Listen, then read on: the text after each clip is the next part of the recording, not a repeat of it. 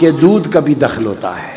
حضور بابا فرید الدین گنج شکر کی بات ہے نا، انہی کی ہے نا، جب والدہ ماجدہ نے فرمایا بیٹا فرید جب تو پیدا ہوا تو میں نے تمہیں 2 سال دودھ پلایا، آپ نے عرض کی اماں جان جب سے میں نے ہوش سنبھالی ہے میری تہجد قضا نہیں ہوئی، اللہ کا شکر ہے میری تہجد قضا نہیں ہوئی۔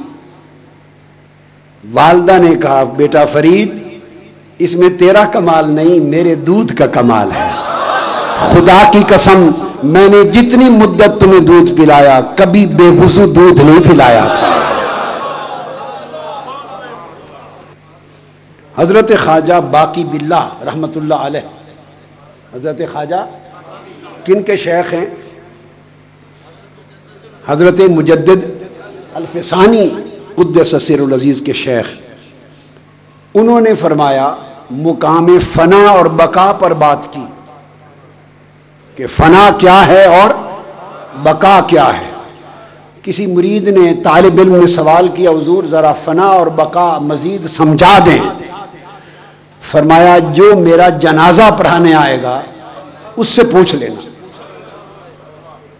جب آپ کا وصال ہو گیا تو آپ نے وصال سے پہلے وصیت فرما دی میرا جنازہ وہ پڑھائے جس کی پوری عمر تہجد قضا نہ ہوئی، جو بات حضور بابا صاحب نے کہی، فرمایا میرا جنازہ وہ پڑھائے جس کی عمر بھر تہجد ایک بھی قضا نہ ہو۔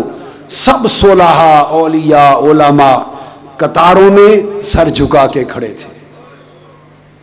جب یہ وصیت بتائی گئی تو جنازے کے لیے آگے بڑھنے کی جرت کسی نے نہ کی، اتنے میں نقاب پوش ایک بزرگ آگے بڑھے، نقاب پوش، انہوں نے جنازہ پڑھایا، اور جنازہ پڑھا کے جب جانے لگے وہ مرید پہلی صف میں اسی دھیان میں تھا، اس نے دوڑ کر دامن پکڑ لیا، کہ حضرت خواجہ باقی باللہ رحمت اللہ علیہ نے فرمایا تھا جو میرا جنازہ پڑھائے گا اس سے فنا اور بقا کا مسئلہ پوچھ لینا، جاتے جاتے یہ تو بتا جائیں کہ فنا کیا ہے اور بقا کیا ہے۔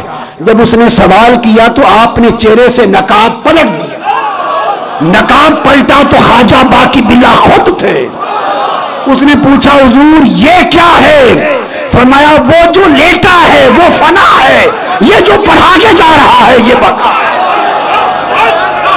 فقا فنا تو اس خود پہ وارد ہونی تھی جس کو تبدل کی چھری سے ذبح کر دیا، جس کو تبدیل کی چھری سے ذبح کر دیا، جس کا انخلا کر دیا، جس سے جدا ہو گئے، جس کو الگ ہو گئے۔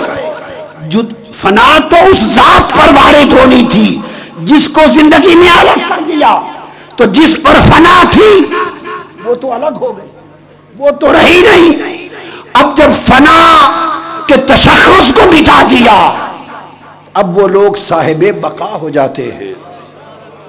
جب صاحب بقا ہوتے ہیں تو ان کی ہر ادا کو بقا ہوتی ہے، اس لیے وہ وصال کے بعد ہر ایک کی بات بھول جاتی ہے، ان کے ذکر کو بھی بقا ہوتی ہے۔ یہ جو آپ حضرت خواجہ محمد یار فریدی کا سیمینار عرس کر رہے ہیں یہ ان کے ذکر کی بقا ہے۔ یہ جو بابا فرید ہو رہا ہے یہ ان کے ذکر کی بقا ہے۔ یہ حضور داتا گنج بخش جو ہو رہا ہے گنج بخش یہ ان کے ذکر کی بقا ہے۔ اور ایک بات میں بڑی خاص بتا دوں، سادہ ہے مگر بڑی علمی پتے کی بات ہے، ذکر کا کوئی وجود نہیں ہوتا مذکور کے بغیر۔ ذکر تبھی ہوگا اگر کوئی مذکور ہوگا۔ بھائی یہ بوتل ہے، اس کی تعریف کرنے لگے تو بنتی ہے کہ یہ بوتل ہے، اگر یہ ہو ہی نہیں تو آپ اس کی تعریف کر سکتے ہیں کہ ایسی ہے ایسی ہے ایسی ہے۔ اگر یہ ختم ہو گئی ہو ہی نہیں تو اس کا ذکر ہوگا۔ تو جس کا ذکر ہوگا تو ذکر ہوتا ہی تب ہے جب مذکور موجود ہوتا ہے۔ تو یہ جو داتا گنج بخش کا، بابا فرید کا، خواجہ محمد یار کا یہ جو ذکر ہو رہا ہے تو وہ مذکور ہے ارے یہ کیسے ممکن ہے کہ ذکر کو بقا ہو اور مذکور فنا ہو؟ یہ کیسے ممکن ہے کہ ذکر کو بقا ہو اور مذکور فنا ہو؟ اس پر قرآن